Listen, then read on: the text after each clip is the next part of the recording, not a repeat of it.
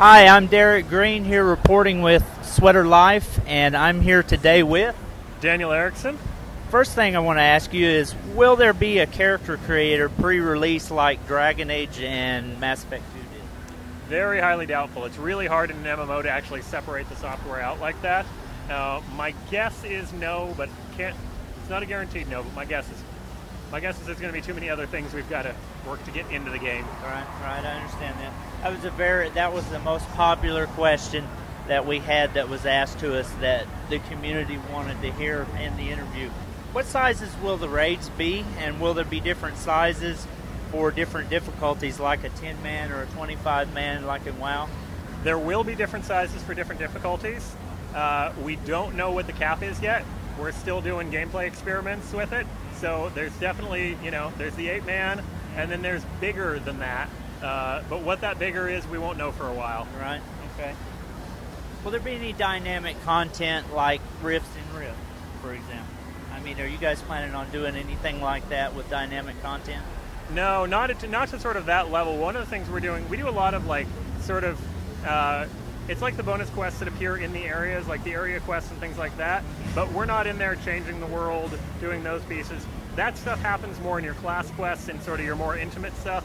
So the world for you is going to change a lot, but you're not going to be walking through the streets and watch the ground rip open and things like that. Have the amount of characters that a player can have per their account been finalized yet? It has not.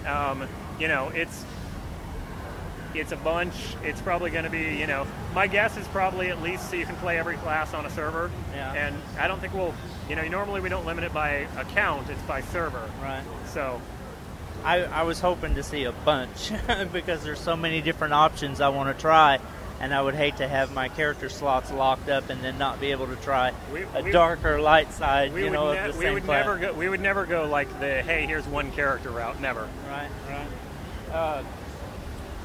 They were talking the other day about being able to punt characters. Is that going to be possible in a PvP type situation? What do you mean punt characters? Well, like, knockback off a cliff type of thing. Oh, yeah. Will they be able to do that in a PvP situation? Oh, yeah. And there's... all right. Sorry, Gabe. There's been some teases about a third war zone coming, and let me tell you... Yeah, I heard that just a minute ago. Oh, yeah. Oh, yeah. I heard that a minute ago. I'm really anxious to see that.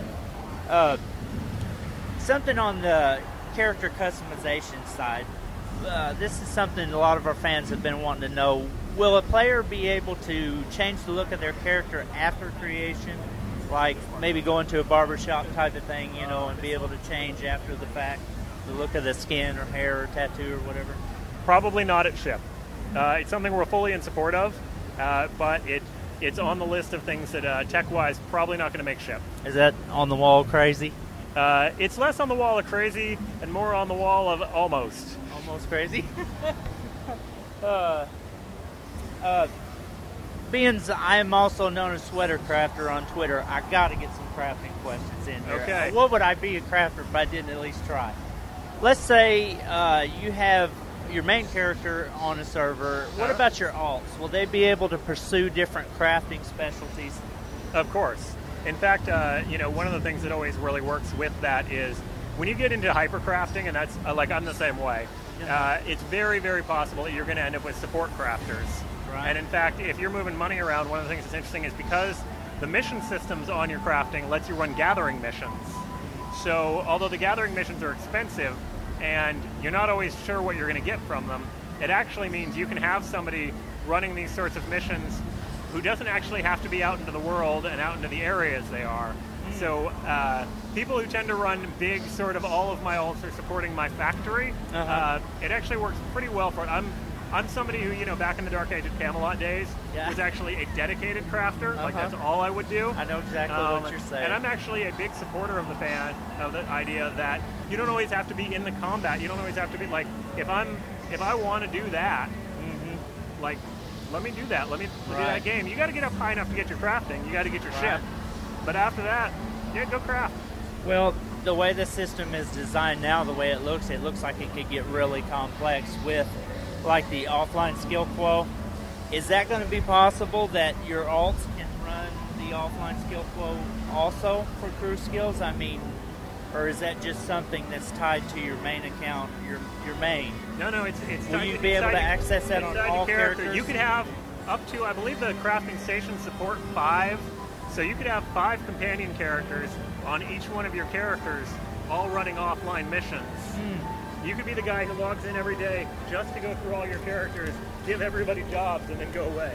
Well, that's I'm glad to hear that, because the offline skill quote system is very similar to a mechanic that we had in EVE, and that was very addictive. I loved it. With the skill, I would log in just to check my skills and then log back out. I mean, I would pay for the account just to do that. That's how addictive it is, and I really think that something like that's going to be a big hit. We've heard from different sources here lately talking about the quality of items that you can get from crafting versus raiding. We've heard things like raiding will be the best in slot items, crafting would be secondary, and then I've also heard from a different source that crafting would have some of the best in slot items also. What's the story on that? The story do each ability to get an item like raiding and crafting both have best in slot items that they can fill? In a very general sense, the philosophy is best in slot in the whole universe is probably going to come from your raids to Twitterize your people. Right. The one, and it's not secondary, it's the one right under that. The thing you're going to want to put on your whole guild in order to go run the end level raid is going to be the crafting stuff. Right. And that said, we always have to get a big asterisk and the guy who speaks really fast. All these things may change. Everything may go. None of this SWTOR stuff has to do with what may ship in the final game, right? Nobody knows. Nobody actually knows what it's going to be because we've got 1,000+ people in testing it, and stuff changes constantly.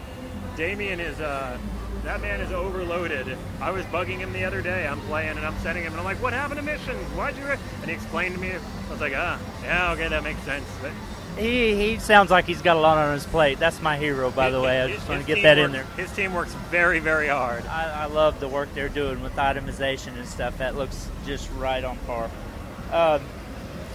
Let's go with something for a last question that a lot of people's been asking. That's kind of fluff, but we'll ask anyway. Will we be able to get like a vanity pet? Can I have my own like Kawaki, a monkey lizard or something running around following me, or is that the role designed to the companion? I mean, companions are definitely not vanity pets. I mean, I realize that, but I mean, and we like vanity pets, right? That's all I can say. Okay, cool. Daniel, I appreciate the time. Thank you very much. Thank you.